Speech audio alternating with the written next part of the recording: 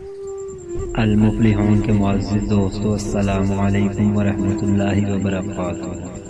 امیر المومنین حضرت عمر فاروق رضی اللہ تعالیٰ عنہ اپنے خلافت کے زمانہ میں بسا اوقات رات کو چوکیدارہ کے طور پر شہر کی حفاظت بھی فرمایا کرتے تھے۔ ایک مرتبہ اسی حالت میں ایک میدان میں گزر ہوا، دیکھا کہ ایک خیمہ لگا ہوا ہے جو پہلے وہاں نہیں دیکھا تھا۔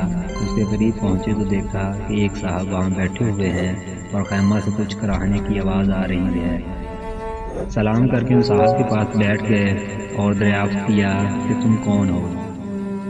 انہوں نے کہا ایک مسافر ہوں، جنگل کا رہنے والا ہوں، امیر المومنین کے سامنے کچھ اپنی ضرورت پیش کر کے مدد چاہنے کے واسطے آیا ہوں۔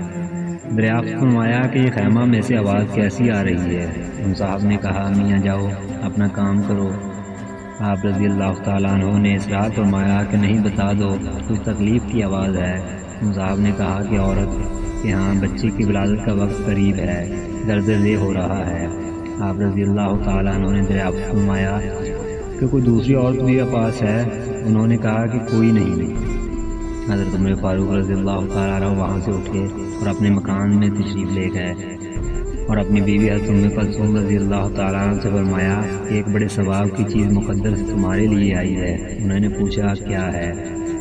حضرت عمر فاروق رضی اللہ تعالیٰ عنہ نے فرمایا کہ ایک گاؤں کے رہنے والی تنہا عورت ہے، اس کو درد دل ہو رہا ہے۔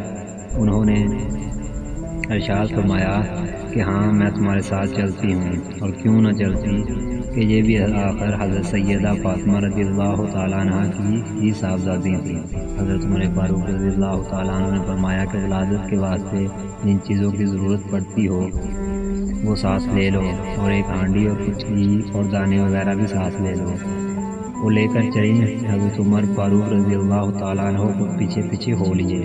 وہاں پہنچے، حضرت ام کلثوم رضی اللہ تعالیٰ عنہ تو خیمہ میں چلی گئیں، اور حضرت عمر فاروق رضی اللہ تعالیٰ عنہ نے آگ جلا کر اس ہانڈی میں دانے ابالے، گھی ڈالا، اتنے میں ولادت سے فراغت ہو گئی۔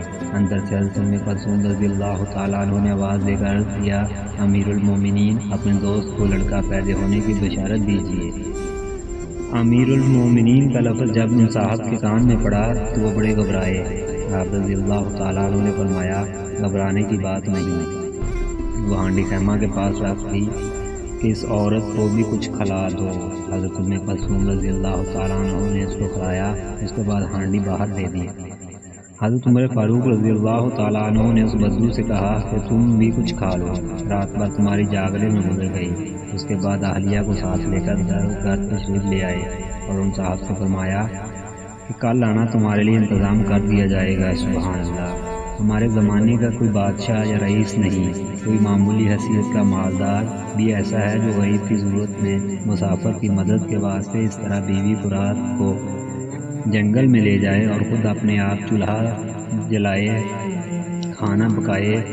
مالدار کو چھوڑیے، کوئی دیندار بھی ایسا کرتا ہے۔ سوچنا چاہیے کہ جن کے ہم نام لیوا ہیں اور جن جیسے برکات کی ہر بات میں امید رکھتے ہیں، کوئی کام بھی ہم ان جیسا کر لیتے ہیں۔ معزز دوستو، ایسے مزید واقعات کے لیے ہمارا چینل سبسکرائب کریں اور دوستوں کے ساتھ شیئر کریں۔ والسلام ورحمۃ اللہ وبرکاتہ۔